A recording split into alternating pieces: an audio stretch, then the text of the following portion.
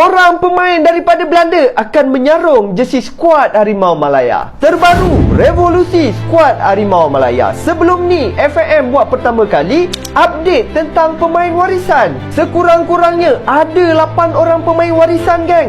4 pemain di dalam fasa yang terakhir hanya tinggal kelulusan daripada kerajaan Malaysia. Manakala 4 orang lagi pemain masih lagi di dalam proses dokumentasi.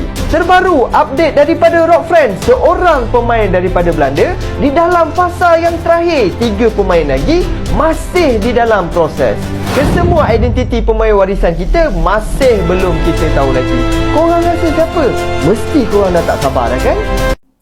Ini gila guys. Aku rasa tim Malaysia tak lama lagi akan main Piala Dunia guys. Sebab kita dapat seorang player warisan yang sangat-sangat talented, yang sangat-sangat padu. Nama player ni adalah Max Digil. So jom aku review pemain ni. Sebelum tu, korang yang minat konten-konten bola sepak, nakkan update, kenalah tekan butang follow. Pertama sekali, ini bukan rumours semata-mata. Sebab yelah, Malaysia ni terkenal dengan rumours. Sebab even Matt ni sendiri dalam dia punya podcast ke apa, dia ada bagi tahu the paperwork is done. Dia juga telah pun menunjukkan sijil kelahiran atuk dia untuk membuktikan yang dia ada darah Malaysia. So Matt Digil ni dia dah submit semua dokumen dia dan sekarang hanya tengah tunggu pasport Malaysia untuk diproses. Okey. Umur dia 27 tahun, dia bermain untuk Go Ahead Eagles, iaitu sebuah kelab dekat Liga Pertama Belanda, Eredivisie,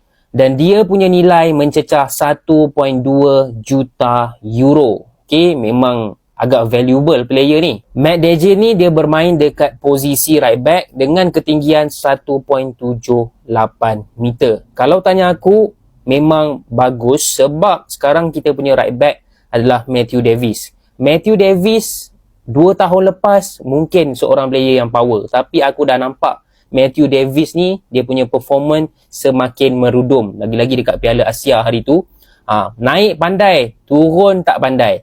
Jadi harapnya dengan adanya Digil ni akan memperkuatkan bahagian kanan kita.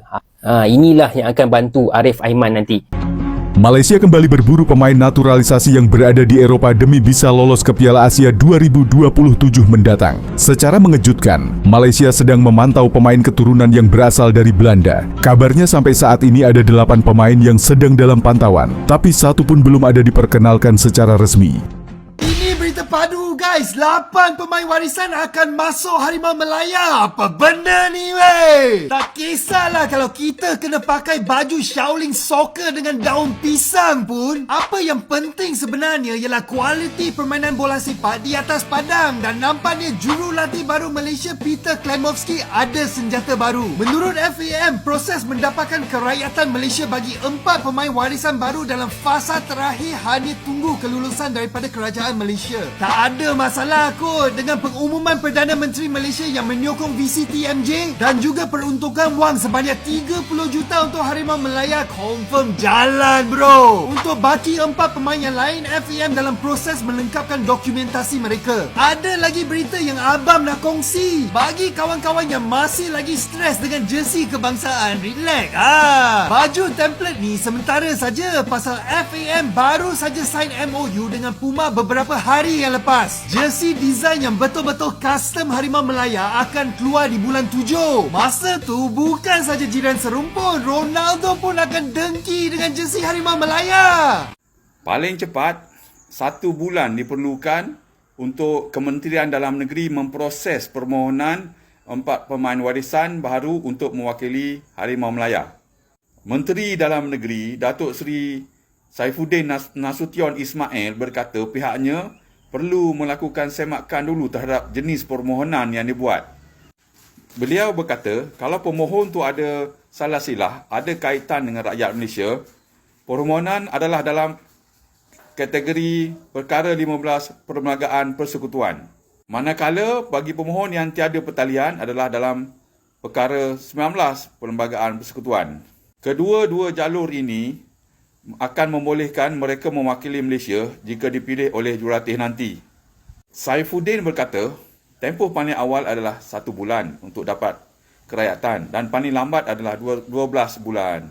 Penjelasan menteri ini adalah selepas Sebelum ini, FAM mengumumkan 4 pemain warisan dalam proses mendapatkan dokumen kerakyatan daripada kerajaan Malaysia. Manakala 4 lagi dalam proses dokumentasi. Makin power lah tim Malaysia lepas ni. Yelah, keeper Real Madrid ni pun akan main untuk kita tau. Tak kenal ni siapa? Tak apa, aku akan cerita dekat korang. Sebelum tu, yang belum follow lagi akaun ni, minat konten-konten bola sepak, please tekan butang follow. Dah follow? Mantap bos. So, nama player ni Diego Altiup. Dia pernah bermain untuk Real Madrid Team B dan juga tim Real Madrid yang sebenar pada tahun 2020 sampai 2022. Tapi dia tak pernah main first team lah. Walaupun dia tak pernah main first team, tapi waktu training mesti dia dah pernah tepis bola-bola Modric, bola-bola Kroos. Dia dah training with the best lah kan. Aku tengok ni gambar dia dengan Ramos. Maknanya dia dah belajar dengan budak-budak Real Madrid. So dia punya winning Champions League mentality mesti adalah dalam DNA keeper ni. Medal UCL pun dia ada tau. Bukan calang-calang keeper baru Malaysia ni. So macam mana dia boleh main untuk Malaysia pula? Mak dia rupanya orang Malaysia. Jadi dia adalah darah Malaysia tu. Dan dia dah pun dapat pasport Malaysia. Maknanya memang confirm lah. Player ni akan menjadi keeper untuk tim Harimau Malaya dan juga tim JDT. JDT pun sempat juga ambil dia ni. So lepas ni Syian Azmi kena berjaga-jaga sikit lah. Sebab tempat dia mungkin akan dirampas. Tempat dia dekat kelab pun mungkin kena rampas. Dekat national team pun mungkin kena rampas juga. Apa pendapat aku pasal adanya dia ni dalam skuad Harimau Malaya? Bagi aku, keeper bukanlah masalah utama dalam skuad Harimau Malaya ni. Banyak lagi masalah yang lebih besar. Tapi tak apalah, dapat player Real Madrid pun jadilah player Real Madrid kot. Bukan player kelab-kelab biasa kan. Cameron Evans, seorang pemain Wales yang dengar cerita ada darah Malaysia. Dia punya player profile memang aku minat. Yang pertama, dia player yang muda, baru berusia 23 tahun. Kemudian dia tinggi 1.82 meter dan physical body dia memang nampak besar, nampak tegap dan sebagainya. Satu lagi benda yang penting, dia boleh bermain di posisi centre back dan juga right back. Agak versatile lah. Dan bagi aku sekarang fullback Malaysia dah tak hebat macam dulu.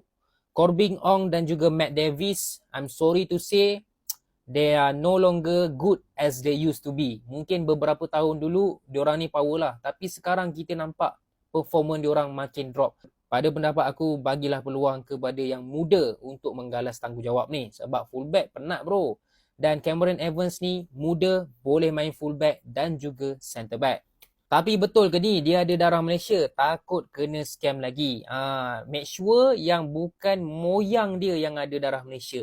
Nenek dia ada darah Malaysia dan daripada berita ini dengan cerita nenek belah mak dia ada darah Malaysia.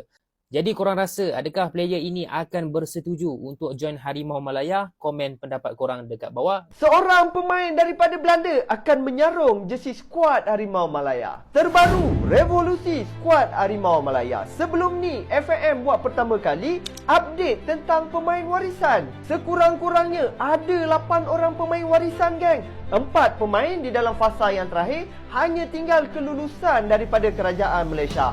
Manakala 4 orang lagi pemain masih lagi di dalam proses dokumentasi. Terbaru update daripada Rock Friends, seorang pemain daripada Belanda di dalam fasa yang terakhir. 3 pemain lagi masih di dalam proses. Kesemua identiti pemain warisan kita masih belum kita tahu lagi. Korang rasa siapa? Mesti korang dah tak sabar dah kan?